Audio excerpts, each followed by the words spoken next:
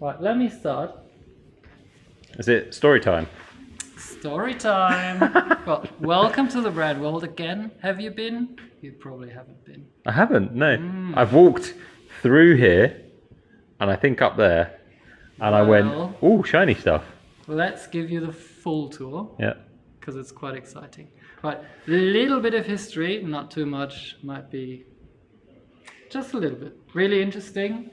1922, these two brothers, Eugen and Willy Bohle, they started a company in Bergneustadt, which is actually 9 kilometers from where we are now, so a 30-minute bike ride, so really close. 1922, they started the business with exporting bicycle stuff to Asia. Okay. Yeah, and company went really well, and then we'll make a big leap to 1955, where Ralf Bohle, so it's the Ralf Bohle GmbH now, where Ralf Bohle had to take over the business, and he continued the business, exporting to Asia. And moving on to the 60s, where things were a bit difficult at the time, and then especially in the beginning of the 70s, the bicycle market really wasn't great, especially in Germany. The quality There's an economic crash great. as well, right? Exactly. And then Ralf Bohle actually, he changed the whole business idea. Instead of exporting to Asia, he started importing from Asia to Germany. He realized that you can't really buy proper tires, like the tires you could buy at the time. Like if you look at this, for example, typical bikes of the time, really not great tires. You honestly were not able to buy really good quality touring tires. You could buy probably good quality road bike tires at the time, but not really good touring tires at the time.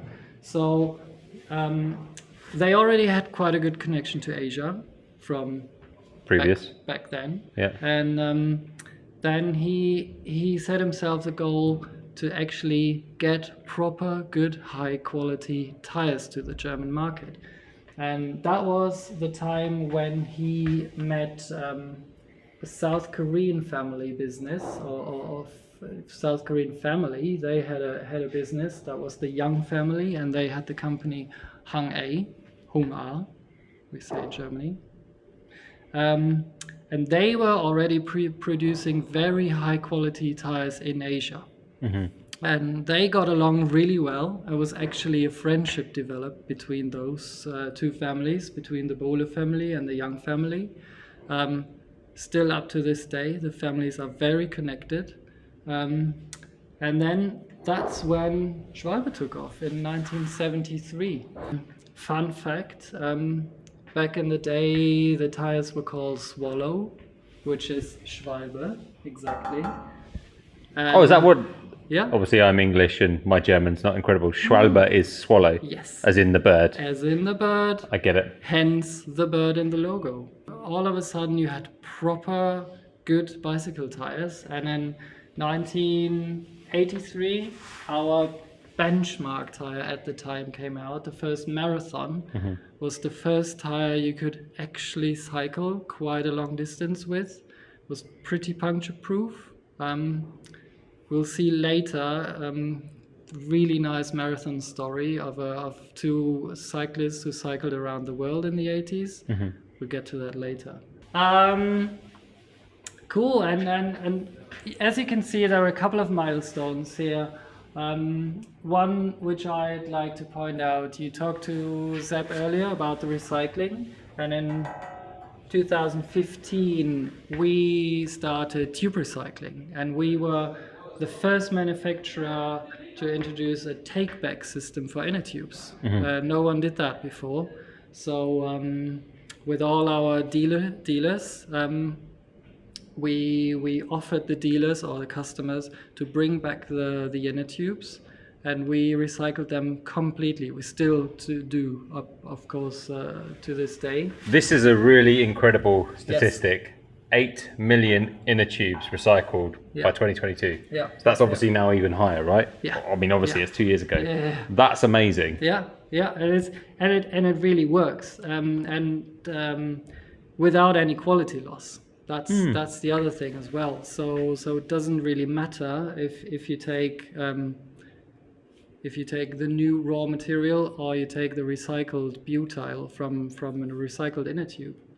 This is actually what I talked about earlier with the marathon benchmark. The company received a letter in 1981 that is. He was asking, as you can tell, very kindly, very eloquently, he was writing to various cycling companies, as in frame manufacturers, as in drivetrain manufacturers, and as well tire manufacturers, if they have a recommendation for their best material, because he wants to go on a trip around the world. And so he wrote this letter to Ralf Bohle then, and we were actually very intrigued, and we thought, yeah, that sounds like a great idea. So we got in touch. It was a bit back and forth, and as you can see, 81, that was before the marathon came out. So he was basically our first test rider, if you want, our first athlete to test tires. So he's the original of me. He is the original you, but with less moustache, I think. Yeah. So this is his bike. This is his actual bike. And with his gear that he was taking? Yes. So what's fascinating about this is I race ultras. I do not take half as much stuff as that. But this is where that style of racing and riding kind of originated from, is from people doing this kind of thing, touring around the country, or around the world, in fact, and just seeing where they ended up going. Like, it's almost a completely analog experience. Yeah. You're relying on maps, you're relying on your own sense of direction and the advice and help of other people. And that's what's so pure about bikepacking, right? That's why I love it anyway. Because Wolfgang Reiche is a very precise person, if that's the right word. This is what he did.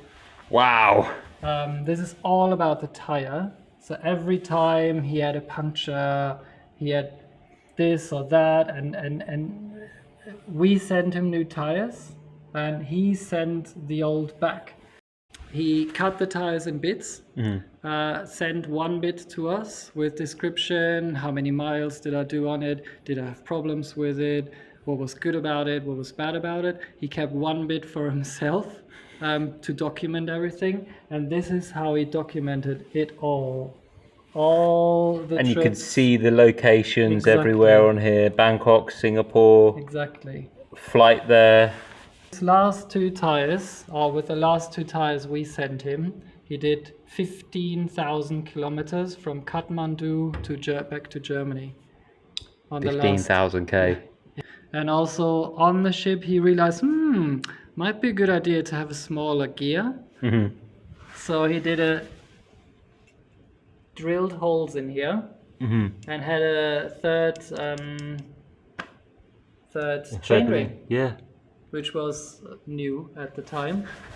This is like one of the original triples then. Yeah. Did it himself. Old school. Is that Shimano 600?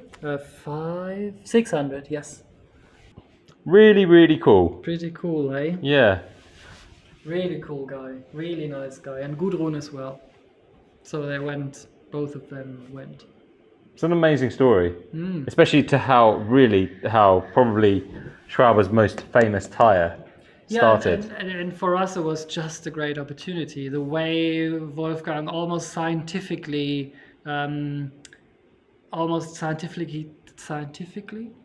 tested the tires, like giving us so much feedback and developing, making it better and better and better, experimenting with casing, experimenting with compounds, to then in 83 present the first proper marathon tire.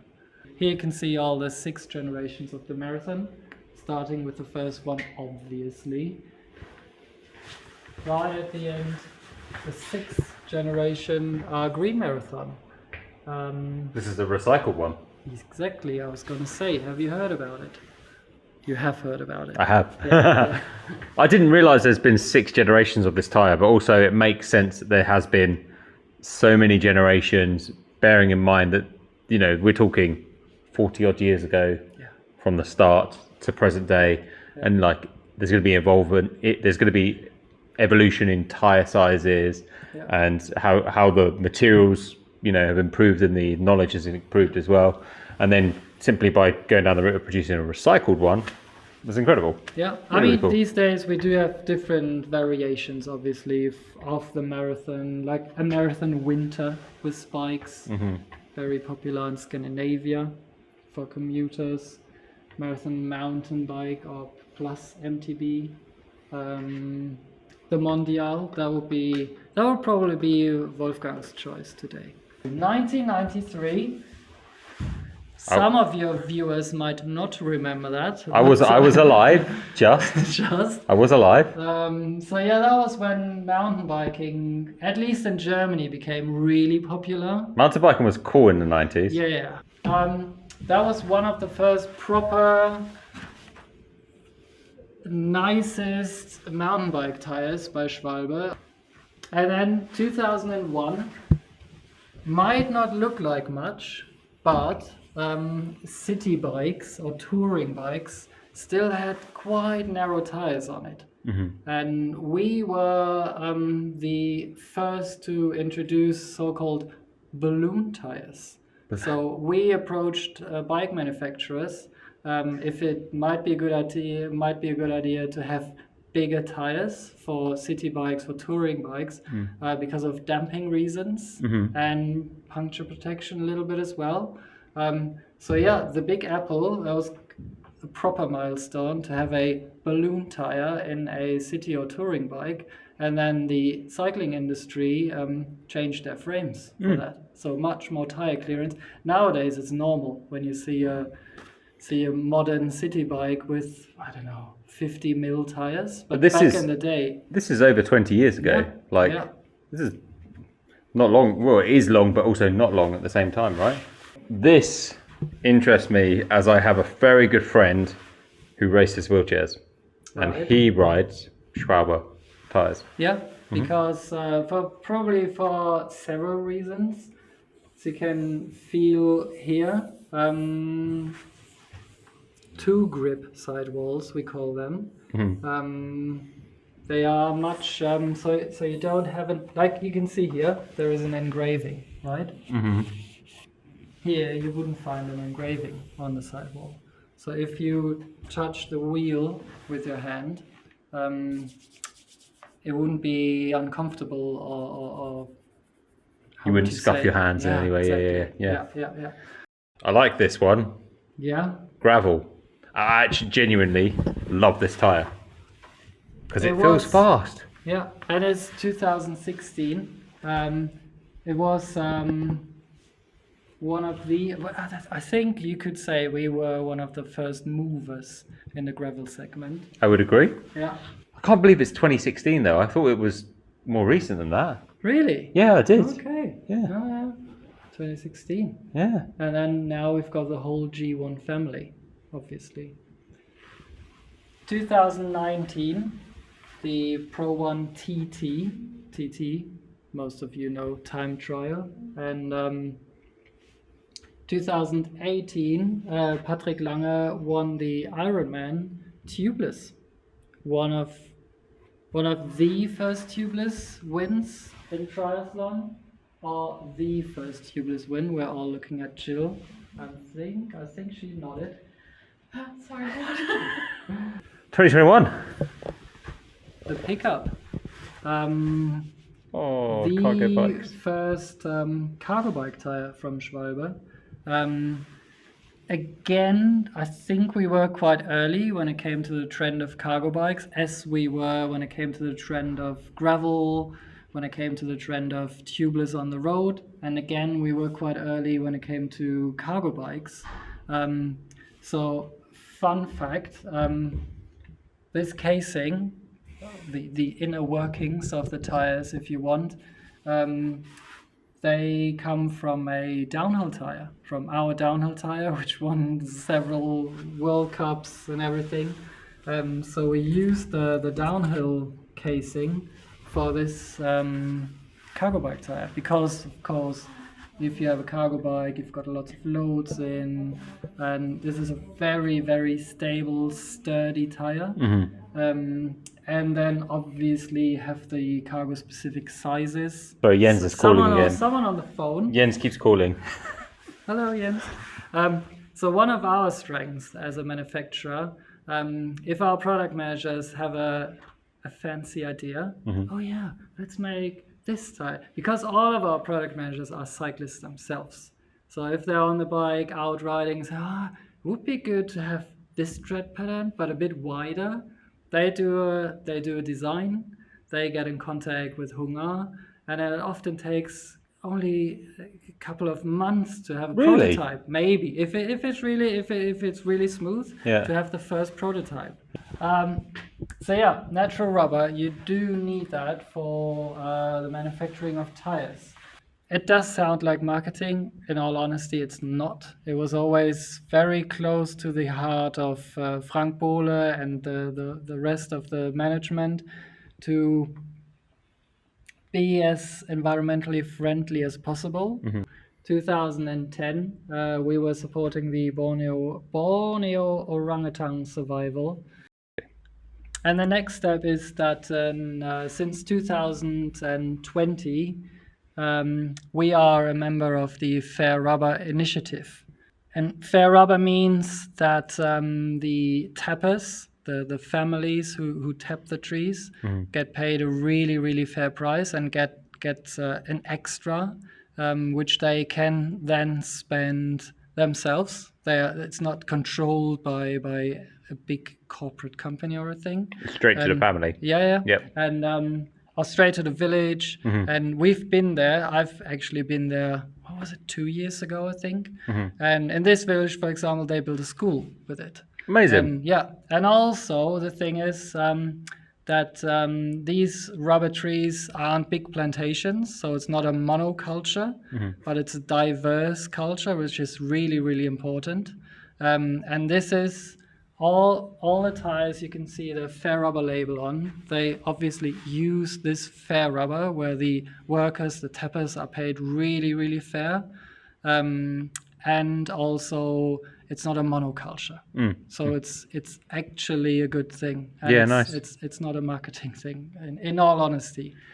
We're in a green room, and something that I think is very noticeable in all the imagery here is it's still a very traditional process to harvest the rubber, right? Yeah, it's a hands-on process. It's still hands-on, it's very analog, it's not done by a machine. And having the diversity of the rainforests means that you're probably quite restricted that it has to be hands-on as well, right? Yeah. You can't go in there with big machines or anything. Yeah, you have to be respectful of the environment and treat it right, and therefore you can get the produce, and it's best for everyone. Yes. So this is natural rubber. That is a synthetic rubber. Schwalbe uses both? Yes, and especially in high-end tires, you to optimize riding characteristics, you do mix it up with synthetic rubber, and you do mix it up with fillers and additives to get different. Yeah, there you go. To get different.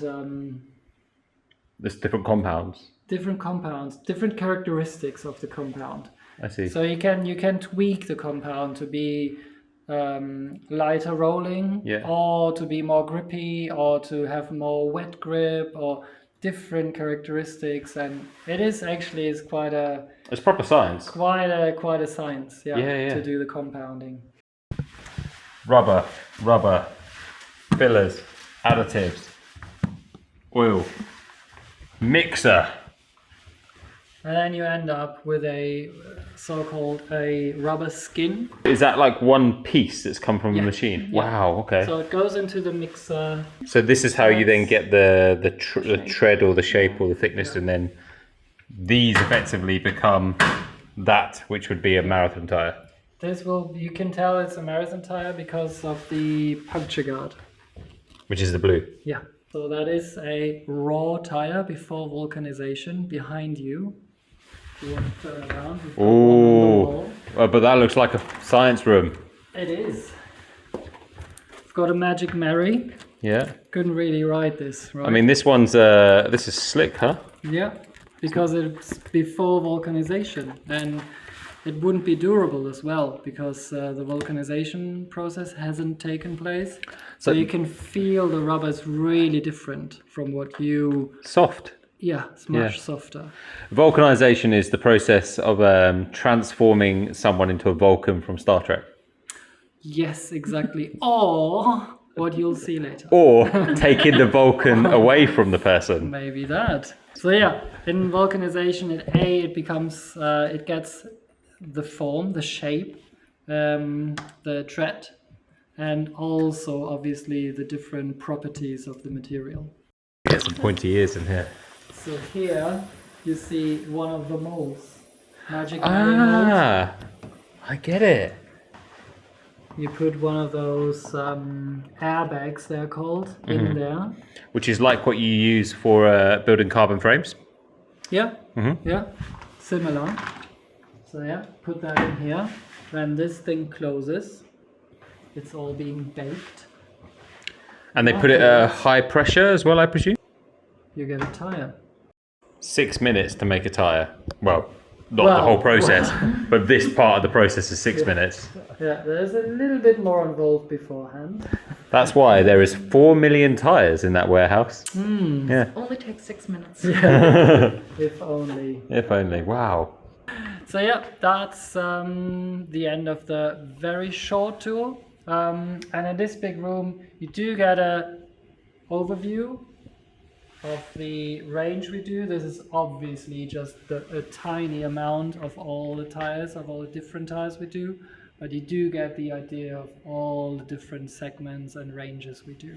Here is the gravel tires. So I think you can see there is a huge amount of work, process, and consideration of time, and how basically making sure the whole process is as sustainable and supportive of everyone involved, right? Yeah. And producing such a wide range of product, every single different discipline that you can think of in cycling. It's pretty... I think dedication is another word you should have used. Dedication? Dedication. Yeah? Dedication. In all honesty, like there are so many people who ride bikes at Schwalbe, so it's so nice to have people working on the product who actually use the product and are cyclists themselves. Yeah. You're working in an industry that you love and care about anyway, so it's kind of easy, right? It often doesn't feel like work. Oh, let's end it there. So nice.